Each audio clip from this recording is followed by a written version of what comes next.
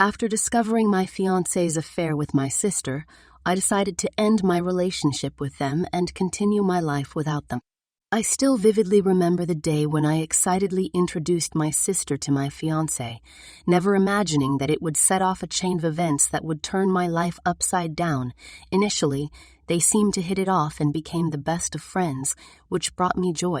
However, as their bond grew stronger, I couldn't help but feel a twinge of irritation, occasionally sensing that I was being left out and overshadowed by their camaraderie.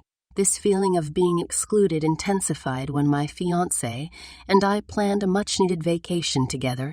To my surprise and dismay, my sister managed to insert herself into our carefully crafted vacation plans, and I couldn't shake the unsettling feeling that she was deliberately trying to come between us. As the vacation began, my unease lingered, and I found myself struggling to enjoy the time with my fiancé as my sister constantly hovered around us. Her constant presence invaded the intimacy and special moments that we had hoped to share during this trip.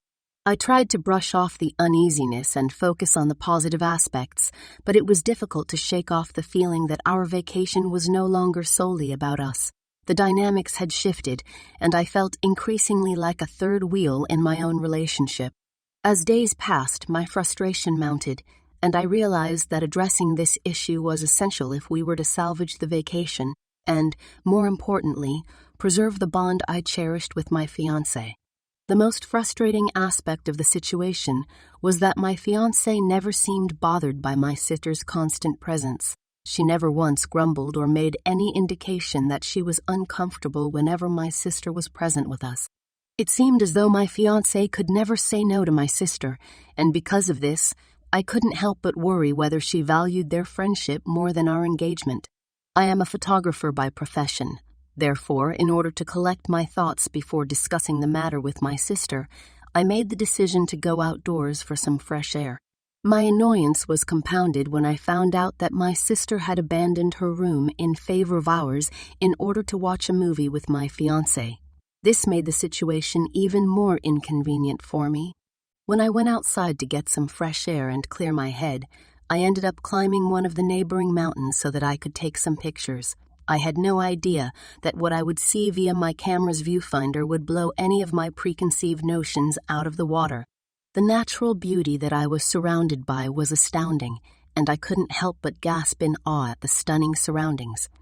Nevertheless, when I was taking pictures of the scenery, I accidentally captured a private moment between my sister and my fiancé.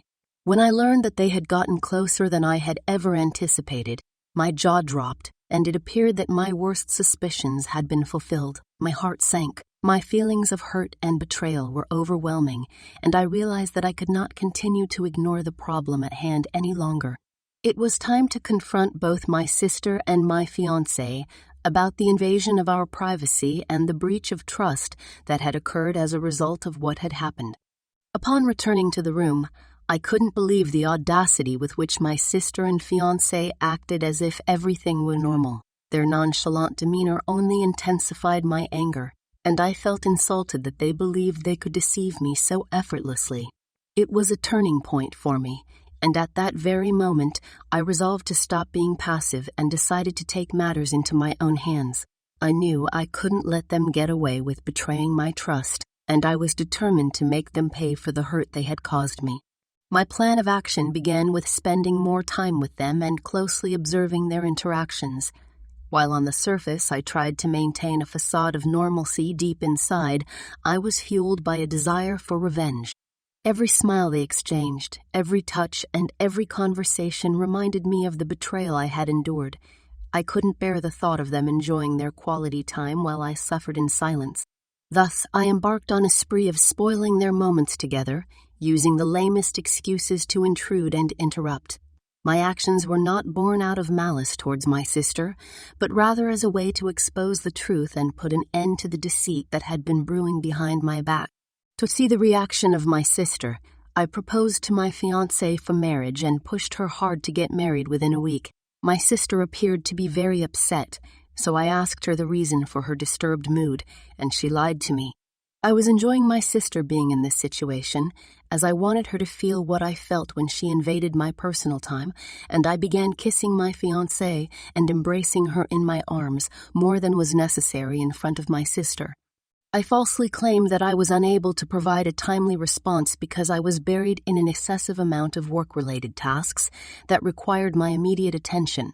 As a direct consequence of this, I had no choice but to get right down to work and enlist my sister's support to assist in the wedding planning process. My fiancée and her lover were the ones I chose to charge with the burden of planning the event, which was never going to happen. I made sure they had complete flexibility and access to spend as much time as they wanted together, supervising everything from the selection of the caterer and location to the lengthy process of picking out the dress and the ring. The upsetting fact that I discovered about the nature of their relationship was the trigger for this decision. After learning that truth, it became nearly impossible for me to spend even a single instant in their company because my thoughts were filled with other important concerns that required my attention, and that was my vengeance. In the midst of my preparations to embarrass them, I discovered a sense of relief when I let go of control over the wedding arrangements. I made sure that my sister and my fiancé would ensure things were taken care of, and by doing so, I was able to create the necessary distance from the emotional turmoil I experienced upon learning the truth about my fiancé and my sister. Although it was unconventional and initially challenging for me to do so, I made sure that my sister and my fiancé would spend most of their time together so that they wouldn't have time to notice any change in my demeanor. Thinking about publicly humiliating them in front of hundreds of people, I felt a mixture of emotions, including fury and a sense of relief. When I first discovered my fiancé's affair, I had no intention of exacting any kind of revenge. However, after I made the decision to make them pay for their actions, I planned a strategy to utilize these visuals on the day of my wedding to embarrass both my fiancé and my sister. I was upset by the betrayal of my fiancé, but I was broken after seeing my sister with my fiancé. My sister had not even hesitated for a nanosecond before indulging in all of this. I believed that my sister was more to blame for the traumatic experience and the mental upheaval that I had been through. Finally, the day that had been awaited for such a long time had arrived. My heart was pounding with a mixture of rage and grief as the massive event of exchanging vows drew closer. I made the decision to pull off the biggest surprise of their lives right before my bride started walking down the aisle at our wedding. I astonished everyone by displaying on a large screen the unconventional activities that my fiancé and my sister had participated in when we were on our most recent trip, and I did it with a sly grin on my face. The visuals, which were recorded on the spur of the moment when there was silence, produced whispers which built tension and created an atmosphere that shamed both my fiancé and my sister. I apologized to everyone for this inconvenience, and I told them that I had no intention to waste anyone's time. It was my sister and my fiancé who could have saved everyone's precious time by disclosing their unconventional relationships rather than stabbing behind my back. After showing everyone the video, I announced that due to this shameful reason, I don't think this wedding is going to happen. When I was stepping down from the altar, my fiancée was shamed by her own family, and my parents cut their relations with my sister because of the shame they had to endure as a result of her actions. When I got back home, my sister was waiting for me there. The moment I saw her, I screamed and ordered her to leave immediately, but she picked up a vase and attacked me. I dodged her aim and ran towards her, grabbed her aim and ran towards her, grabbed her arms and held them tight. Then she yelled at me, asking why the hell I made them go through all of the wedding planning if I knew about her relationship with my fiancé. I then informed her that I did not see why she found it so difficult to comprehend that it was payback for betraying me, and that it was a shame she would remember for the rest of her life. After that, I phoned the cops, and she was charged with breaking into my house and attempting to physically harm me. After experiencing such a devastating betrayal, I became more guarded and found that I was unable to trust anyone, not even my friends. Even random people walking by prompted my suspicion that they were lying to me. Because my faith had been so severely undermined, I was unable to even close my eyes at night because every time I tried to do so, images of my sister and my ex-fiancé kept popping into my head. After I had left the altar, the guest who remained behind told me that my sister and her lover had a fight in front of everyone that was so horrible that they yanked each other's hair and tore each other's gowns in wrath, and they blamed each other for the public humiliation done by me.